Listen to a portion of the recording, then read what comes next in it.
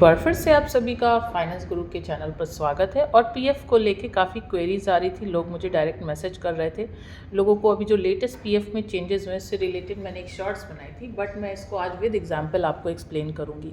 सो PF basically क्या होता है? प्रोविडेंट फंड होता है जो आपकी सैलरी में कटता है ना। उसके डिफरेंट हेडर्स होते हैं। तो first of all channel subscribe करिए और ज़्यादा से ज़्यादा इस वीडियो को शेयर कर दीजिए, जिससे सभी को क्लैरिटी आ जाए कि अब उनका पीएफ कैसे कटेगा और क्या कंट्रीब्यूशन कंपनी की तरफ से रहेगा। एम्प्लॉय का पीएफ कंट्रीब्यूशन कैसे कैलकुलेट होता है ये मैं आपको बताऊंगी। पीएफ क्या होता है? प्रोविडेंट फंड एक सुविधा है, बचत योजना है जिससे EPFO employee provident fund organisation संचालित करता है। इसमें एम्प्लॉयर और एम्प्लॉयर दोनों का योगदान होता है, यानी कि आपका और आपकी कंपनी का। First of all employ PF contribution का क्या फॉर्मूला है, किस तरीके से कैलकुलेट होता है और कितना परसेंट कटेगा।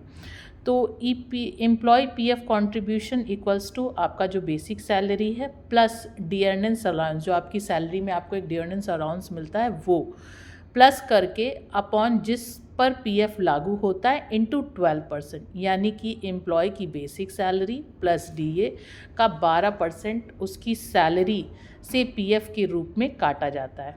एक एग्जाम्पल के तौर पे आपको बताऊं, अगर किसी की बेसिक सैलरी, क्योंकि बेसिक सैलरी कम होती है, आपकी सैलरी ओवरऑल ज़्यादा होती है, क्योंकि वो डिफरेंट कॉम्बिनेशन को प्लस करके टोटल आपको मिलता है। तो हर सैलरी में जो आपका स्ट्रक्चर होता है उसमें अगर आप बेसिक वाला पार्ट देखेंगे, बेसिक सैलरी, तो यहाँ पे जो मैं बेसिक सैलरी का एग्जांपल लेकर आई हूँ, 18,000 अगर आपकी बेसिक सैलरी है और आपको 2,000 डियरनेंस अलाउंस मिलता है, तो basic plus DA equals to 20,000। और 20,000 का 12% अगर हम निकालें तो आप देख सकते हैं सामने स्क्रीन पर 2,400 प्रति माह का कॉन्ट्रीब्यूशन आपका होगा।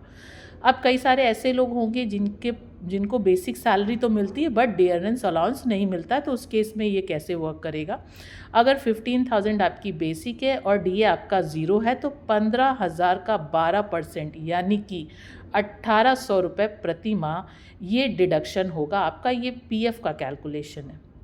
अब बात करते हैं कर्मचारी और न्यूनतम का योगदान कैसे होगा, किस तरीके से कर्मचारी पे करेगा और किस तरीके से एम्प्लॉयर यानी कि आपकी कंपनी का इसमें क्या योगदान रहेगा, उसको समझते हैं। इसको समझने से पहले प्लीज़ सब्सक्राइब कर लीजिए, शेयर करिए, और कोई कन्फ्यूजन हो तो कमेंट सेक्शन में बताइएगा, तो मैं फिर से आपको दूसरे वीडियो में और डिटेल में समझाऊंगी।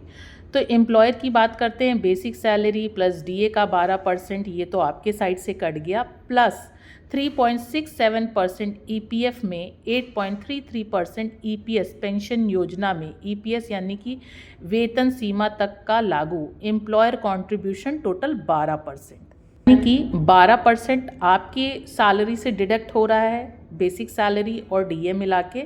वही कंपनी का जो कैलकुलेशन है ईपीएफ प्लस ईपीएस यानी कि पेंशन योजना, जो ये 8.33 प्लस 3.67 को अगर ऐड करें तो टोटल जो निकल के आएगा 12%। तो इन शॉर्ट 12% आपकी सैलरी से कंट्रीब्यूट होगा, 12% आपकी कंपनी भी पे करेगा। ऐसे अगर हम ओवरऑल कैलकुलेशन निकाल के देखें एम्प्लॉय और एम्प्लॉयर, तो 12-12 टोटल 24% का आपका एक फंड, एक कॉर्पस क्रिएट हो रहा है जो कि ईपीएफओ के अकाउंट में कंट्रीब्यूट हो रहा है।